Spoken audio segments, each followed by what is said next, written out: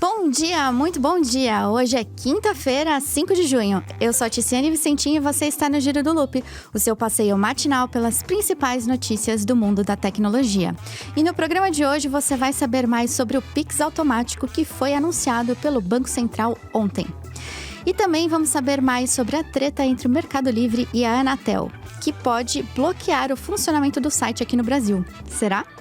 E hoje também é dia de lançamento. Temos o Switch 2 chegando no mercado e com ele mais informações sobre o armazenamento do console. E por fim também temos a chegada das novas GPUs da AMD, a RX 9060 XT.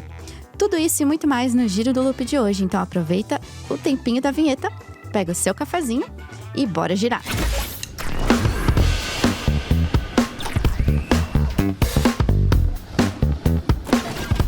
E o Banco Central liberou o funcionamento do Pix automático. Nesta quarta-feira, o Banco Central anunciou o Pix automático, um recurso que permitirá pagamentos automáticos de contas recorrentes como conta de luz, água, celular, streamings, mensalidades escolares e também academias. De acordo com o Banco Central, o Pix automático surge como uma opção mais cômoda, segura, de fácil uso e benéfica para pagadores e recebedores. Para habilitar o recurso, basta autorizar o pagamento da conta pelo Pix automático uma única vez. É uma maneira mais atual, digamos assim, de autorizar o antigo débito automático. Uma vez autorizados, os débitos serão quitados automaticamente na data escolhida e programada pelo usuário. De acordo com Breno Lobo, chefe adjunto do Departamento de Competição e de Estrutura do Mercado Financeiro do BC, o Pix automático será inovador, prático, fácil de ser usado tanto para quem vai pagar quanto para quem vai receber, barato e inclusivo. No dia combinado, o pagamento acontecerá normalmente pelo Pix, sem que o pagador precise se preocupar. Será bom para todos. Da mesma maneira que acontece com o débito automático, a autorização de pagamento pode ser cancelada a qualquer momento pelo pagador. Ainda de acordo com o BC, há, no entanto, algumas diferenças cruciais entre o novo recurso e o antigo débito automático. Por exemplo, com o Pix automático é possível definir um valor máximo para cada cobrança, impedindo assim que débitos de valor superior ao estipulado sejam feitos. Também é possível escolher receber ou não notificações de agendamento dos pagamentos. E também será possível verificar o histórico de autorizações e gerenciar o limite exclusivo para transações via Pix automático. E um adendo importante, esses limites reservados para o Pix automático não vão afetar o limite de Pix que são feitos durante o dia. Para ter todo esse gerenciamento, haverá uma seção dedicada ao Pix automático na área do Pix de aplicativo de todos os bancos participantes, em que será possível ver todos os agendamentos feitos para melhor controle dos usuários. Em casos de cobranças indevidas no Pix automático, o ressarcimento deverá ser solicitado via mecanismo especial de devolução. No caso do Pix automático, o BC afirma que essa devolução será obrigatória para o Banco do Cidadão nos casos em que houver qualquer erro do banco na gestão da autorização concedida. Nos casos de fraude ou golpe, continuam valendo as regras de hoje para o mecanismo especial de devolução. Os dois bancos envolvidos na transação precisam fazer avaliação do caso e a devolução dos recursos só ocorre se houver concordância entre fraude e disponibilidade de saldo na conta do recebedor. Além disso, apenas empresas idôneas e com CNPJ ativo há pelo menos 6 meses poderão ofertar o Pix automático como forma de pagamento. Lembrando que o Pix é atualmente um dos meios de pagamento mais usados no país, totalizando 160 milhões de usuários ativos. O novo recurso do Pix automático começa a valer oficialmente a partir do dia 16 de junho e não serão cobradas tarifas pelo uso para o usuário final. E o Mercado Livre entrou numa treta com a Anatel e está recorrendo à justiça para que o site não seja bloqueado aqui no Brasil. O Mercado Livre pediu para anular um despacho da agência regulatória que prevê multas e que pode até garantir o não funcionamento do site aqui no Brasil. A varejista protocolou um processo lá no Distrito Federal em que argumenta que a Anatel não tem competência para derrubar marketplaces.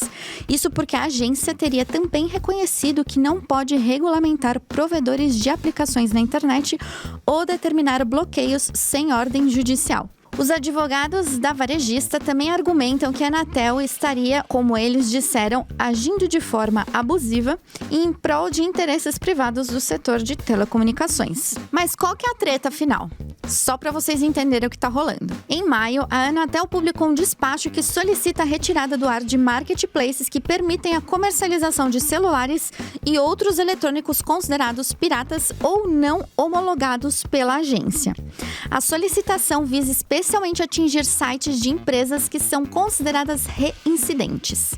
Ou seja, funciona mais ou menos assim. Os marketplaces, que são essas lojas online, como o Mercado Livre, permitem que vendedores terceiros façam a venda por meio do domínio. Então, eles entram no domínio do Mercado Livre ou de outras varejistas e usam esse domínio para fazer a venda deles. E acontece que alguns desses terceiros disponibilizam produtos que são considerados pela Anatel piratas ou também que não foram homologados. Precisaria existir um controle sobre isso. Geralmente, os varejistas realizam esse controle, mas a Anatel está querendo penalizar o Mercado Livre e os outros marketplaces por permitir essa venda. Outro adendo aqui para entender um pouco da legislação brasileira. Não sei se vocês sabem, mas a nossa legislação elas tem algumas nuances. Não é que é tudo preto no branco, é desse jeito e acabou. O que eu quero dizer com isso? Algumas agências reguladoras, elas estabelecem um limite para ser operado. Então, tem um limite de tolerância. A Anvisa, por exemplo, que é a nossa agência de vigilância sanitária, ela estipula ali um limite de operação do que é aceitável para, por exemplo, pequenos pedaços de insetos em uma pequena quantidade de alimentos. Então, sim, é isso, gente. Vocês comem insetos que são regulamentados pela Anvisa. E aí, fazendo essa comparação, na Anatel também tem uma regulamentação similar em que há uma tolerância para telefones celulares não homologados, por exemplo, anunciados em marketplaces, uma vez que essas empresas varejistas disponibilizam seus domínios para o anúncio de venda de produtos feitas por terceiros. Dito isso, o Mercado Livre argumenta também que o site teria recentemente sido reconhecido como uma empresa que está dentro desses conformes e tem níveis aceitáveis de telefones celulares não homologados anunciados. Ou seja, ela está ali dentro do limite aceitável pela Anatel. O processo movido pelo Mercado Livre não é novo. Ele existe desde junho do ano passado. E essa treta não envolve só o Mercado Livre não, tá? A Anatel chegou a divulgar um balanço da operação de fiscalização que ela lacrou 3.300 produtos irregulares ou não homologados em 8 centros de distribuição do Mercado Livre, mas também da Amazon e da Shopee. Entre os produtos listados pela Anatel estão baterias, celulares e carregadores, drones, TV Box e roteadores. Essa ação aconteceu nesse último dia 26 e 27 de maio nos estados de São Paulo, Rio de Janeiro, Santa Catarina, Minas Gerais, Goiás e Bahia e, segundo a agência, teve como objetivo proteger os consumidores dos perigos associados a equipamentos de telecomunicações irregulares. E em dia de lançamento do Switch 2, mais algumas coisas estão sendo anunciadas especificamente sobre o armazenamento do console.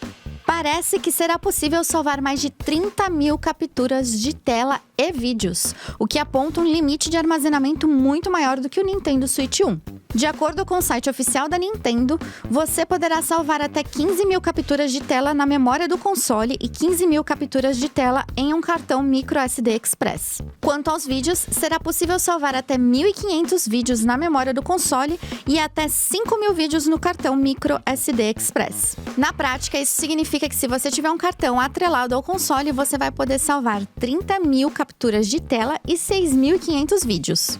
Os limites, no entanto, se aplicam somente a partir da versão do firmware 20.1.1. Se você estiver usando uma versão anterior, você poderá salvar apenas 1.000 capturas de tela e 100 vídeos na memória do console. E não será possível salvar capturas de tela ou vídeos no cartão. Para vocês terem uma ideia de comparação, o Switch 1 permite que usuários salvem até 10.000 capturas de tela e 100 vídeos com o cartão microSD. E também foi confirmado que será possível capturar até 30 segundos de gameplay pressionando o botão de captura. E aí, algum de vocês já conseguiu comprar o Switch 2? Já estão ansiosos para botar as mãos no novo console? Me conta aí nos comentários. E a Amazon MGM Studios está com um contrato quase saindo do forno para permitir a produção de um filme sobre a OpenAI. Chamada de Artificial ou Artificial, a produção será dirigida por Luca Guadagnino, que fez também Psicopata Americano, Me Chame Pelo Seu Nome e Rivais, aquele estrelado pela Zendaya. O longa deve abordar o período tumultuado em que a empresa de inteligência artificial parou após enfrentar crescentes preocupações com a segurança da tecnologia, além de relatos de comportamento abusivo pelo CEO que resultou na demissão de Sam Altman. E isso aconteceu no melhor estilo Steve Jobs, porque Sam Altman também foi recontratado posteriormente pela OpenAI novamente, mas diferente do grande cérebro da Apple, isso demorou só alguns dias. Entre os nomes para estrelar o longa estão os atores Andrew Garfield, o Peter Parker de O Espetacular Homem-Aranha e ele que também fez o nosso brasileiro e fundador do Facebook, Eduardo Saverin, em A Rede Social, além de Yura Borisov, que é um ator do filme ganhador do Oscar Anora. A produção ainda está em negociação, mas dizem pelos bastidores que essa negociação está rolando bem rápido e que as gravações devem começar já no próximo semestre. E as novas Radeon RX 9060 XT da AMD chegam oficialmente no mercado brasileiro. Hoje, 5 de junho, a AMD liberou oficialmente as novas GPUs de entrada da marca para venda aqui no Brasil. As placas chegam em 2 modelos, um com 8 GB e outro com 16 GB de memória. O modelo de 16 GB, aliás, surge como um forte concorrente da RTX 5060 Ti de 16 GB da NVIDIA, segundo análise feita pelo canal eTechnics. Em benchmarks vazados pelo canal, foram analisados cerca de 10 jogos em 1080p. Nesse sentido, a 9060 XT atingiu 189 FPS, ficando apenas 3% atrás da RTX 5060 Ti, que alcançou 194 FPS. A placa, no entanto, superou, como esperado, a sua antecessora, a RX 7600 XT, também de 16 GB, e essa superação foi em 35%. Em alguns jogos específicos, como Cyberpunk 2077 e Alan Wake 2, a 9060 XT pontuou acima da RTX 5060 Ti. Em outros jogos, no entanto, como Black Myth Wukong e Indiana Jones and the Great Circle, a placa da AMD ficou atrás da rival NVIDIA. Infelizmente, até o fechamento dessa edição do Giro, nós não tínhamos acesso aos preços oficiais liberados pela AMD, mas como o lançamento vai ser hoje, talvez você, assistindo isso daqui, dependendo do horário, você já tenha esses preços em algumas lojas liberado. Mas eu tenho um spoiler pra você, não é sobre os preços, mas é sobre as placas, que vai ter vídeo fresquinho saindo lá no Loop Infinito com muitos detalhes e com os preços. Então, dependendo da hora que você tá nos assistindo ou nos ouvindo, pode ser que esse vídeo já tenha sido liberado. E assim que ele for ao ar, a gente coloca o link aqui na descrição também pra vocês poderem ver. E é isso aí, pessoal. Essas foram as notícias de hoje. Eu fico por aqui, mas o Giro do Loop volta amanhã, sempre na mesma bate-hora e sempre no mesmo bate-canal, se tudo der certo. Valeu, valeu e até!